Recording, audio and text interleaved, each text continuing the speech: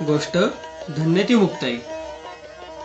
लेखिका डॉक्टर सुमती क्षेत्रमाडे. वाचन अभिषेक जोशी. संगीत धनंजय कुलकर्णी. संकल्पना यश पाठक. सादर करीत आहोत धन्य ती मुक्ताई.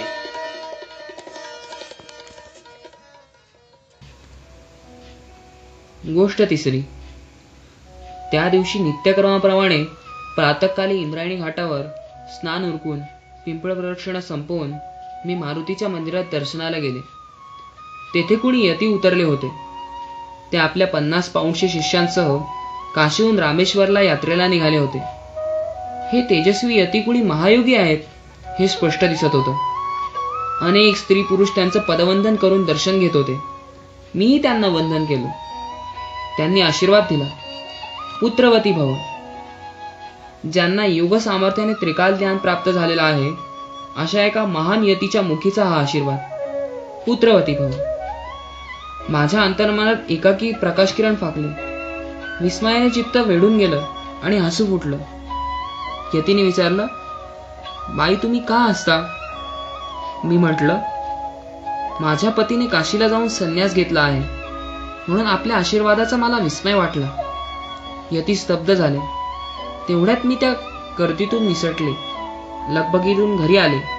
बाबांना सगळं सांगितले. ते तसेच उठले आणि घराबाहेर पडले. दुपारी त्या यतींना घेऊन बाबा घरी आले. मोठ्या आदराने त्यांनी यतींची आद्यपाद्य पूजा केली. भोजन झालं. यतींनी जी माहिती सांगितली त्यावरून सगळा उलगडा झाला. हे यती म्हणजे महायोगी श्रीपाद स्वामी, काशी निवासी. माझे पती काशीला गेले ते थेट स्वामींकडे गेले. आपला विवाह झालेला नाही, आपण एकटेच आहोत असं असत्य सांगून त्यांनी या स्वामींकडून संन्यास घेतला होता आणि चैतन्याश्रम या नावाने तिथे संन्यासी जीवन घालवित होते. पण आता नजरेसमोर सत्य दिसताच श्रीपाद स्वामी संचित झाले. विचारमग्न झपणले. थोड्या वेळाने त्यांनी म्हटलं, संतानहीन तरुण स्त्रीचा त्याग करून पती जेव्हा संन्यास घेतो तेव्हा संन्यास घेणारा शिष्य आणि तो देणारा गुरु दोघांनीही शास्त्राने दंड सांगितला आहे. श्रीपाद स्वामींनी आपलं तेपतेज खर्च करून रामेश्वर यात्रेचा संकल्प तिथे सोडला आणि बाबा, आई, मी आम्हा तिघांना घेऊन ते काशीला परतले.